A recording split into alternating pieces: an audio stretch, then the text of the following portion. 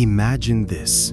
You set up your tent under the stars, the fresh forest air filling your lungs, and for a moment, the world seems perfect, isolated, yours. But what if, in the heart of the night, something moves in the shadows?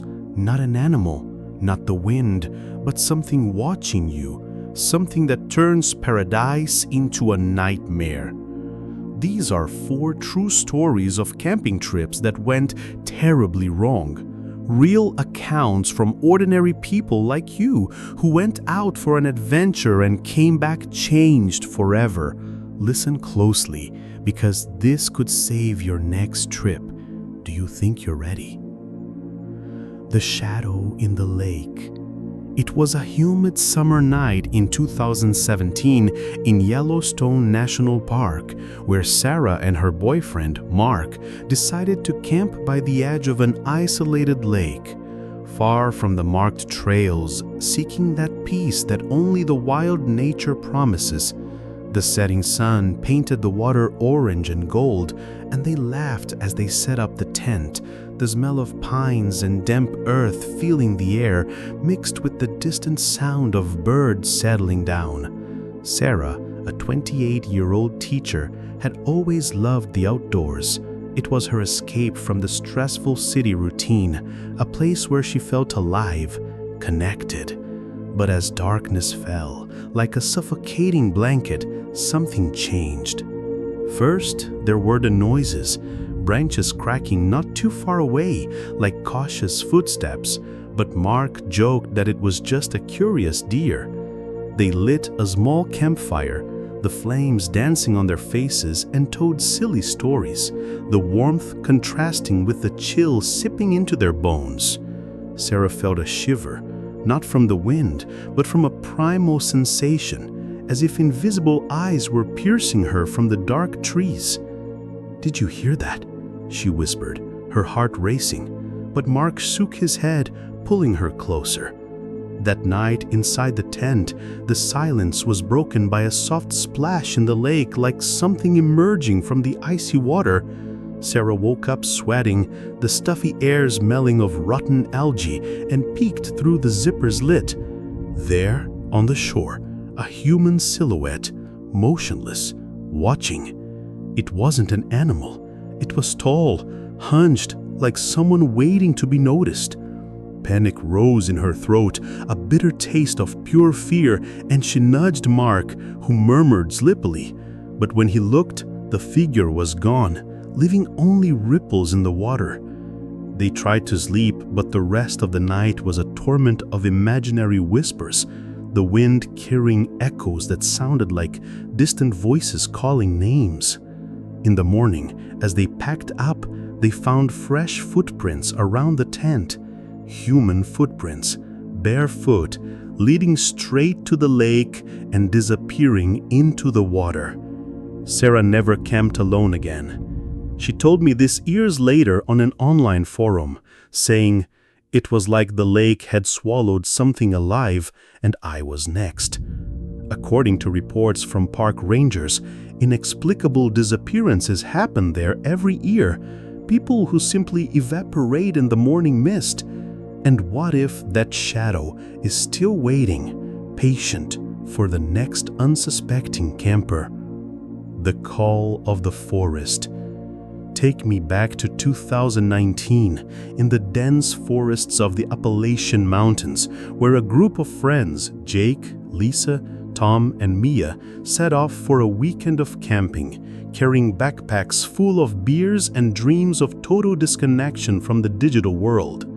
Jake, the group leader, a 32-year-old engineer with a love for challenging trails, chose a remote spot far from cell signals, where the canopy of trees blocked the sky like a living ceiling, pulsing with the hum of insects and the rustle of leaves. The day was perfect. They set up camp in a clearing, the smell of campfire smoke mixing with the earthy aroma of moss and decay, and they laughed around the flames, sharing childhood memories. But as the night deepened, the laughter gave way to an oppressive silence, broken only by the occasional howl of a distant coyote, or was it a coyote? Lisa, the most sensitive of the group, felt it first, a presence, like an invisible weight in the air, making her hairs on her neck stand up. "Do you feel that? Like we're being watched?" she murmured, her voice trembling in the settling cold. The others mocked her, but then came the call. A human scream, echoing from the trees, a guttural wail that sounded like help, but distorted, as if coming from known human throats. Jake's heart pounded, a cold sweat running down his back as they debated, rescue or ignore. Tom, the bravest of the group, grabbed a flashlight and ventured into the darkness, the beam of light cutting through the mist like a weak blade, revealing twisted trunks that looked like hunched figures. Minutes dragged like hours, the group frozen in the clearing, the air heavy with a metallic smell like fresh blood. When Tom returned, panting, his eyes wild, he whispered, "It wasn't a person. It was something imitating a voice, and it had eyes that glowed in the dark." They spent the night awake, barricaded in the tent, listening to the calls getting closer, circling the camp like predators testing prey.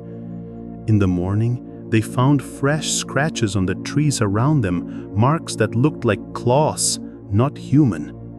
Jake reported it to a local ranger who quoted an old mountain saying, "The forest calls, but it's not always to save. Sometimes it's to devour." Similar reports of imitators, creatures, or lost people who copy voices appear in national park files, leaving campers like them with a bitter lesson. Not every cry is a plea for help. Now imagine the autumn of 2021, in the rainy forests of the Pacific Northwest, where Emily, a 25-year-old photographer, camped alone for the first time, seeking inspiration amid the eternal fog and the constant drip of rain on the leaves. She set up her tent in an isolated valley, the soft and damp ground under her feet, the air heavy with a sweet smell of decay, like secrets rotting in the soil. Emily had always been solitary, finding solace in the quiet of nature, but that night, the solitude transformed into something alive, palpable. While cooking a simple meal over a weak campfire, the flames struggling against the humidity, she heard laughter, children's laughter, echoing from the nearby trees, joyful and innocent, but out of place in that empty vastness. Her stomach churned, a piercing cold rising up her legs, as if the ground were alive and pulling her down. "Hey, is anyone there?" she called, her voice echoing back, distorted, but the laughter continued, approaching, circling her tent like a macabre game. Inside the fragile shelter, Emily huddled, the nylon trembling with the wind, and peeked out. Small shadows dancing on the edge of the light, shapes that looked like children, but with erratic movements like broken puppets. Panic consumed her, thoughts racing. Am I crazy? Or is this real? She zipped it shut, clutching her flashlight like an anchor, the beam revealing nothing but falling rain. The laughter stopped suddenly, replaced by a deafening silence. But the next morning, upon leaving, she found old toys, a torn doll, a rusted toy car, scattered around the tent, as if left by nocturnal visitors. Emily fled from there, and later discovered in an old police report that a family had disappeared in that area years before, their children never found. A survivor from a similar case wrote in a diary, "They laugh to lure you, but what comes after is eternal silence."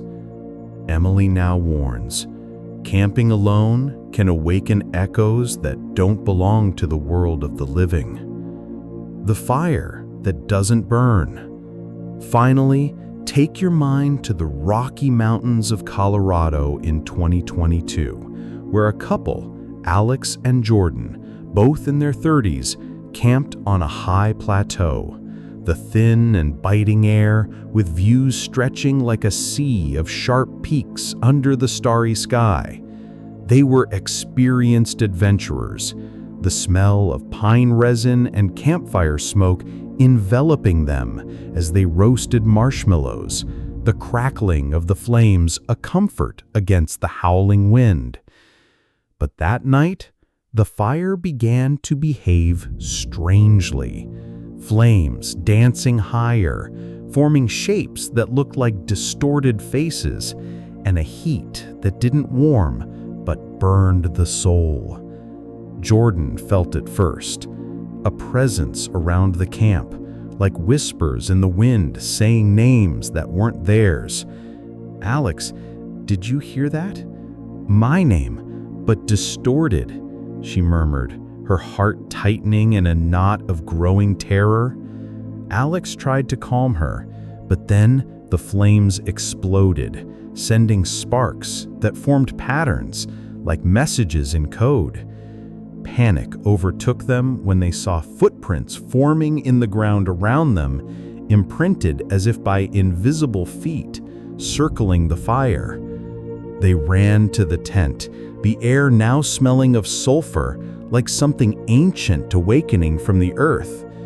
Inside, trembling in their sleeping bag, they heard voices, murmured conversations in an unknown language, growing in intensity, until the fire outside suddenly went out, leaving only absolute darkness.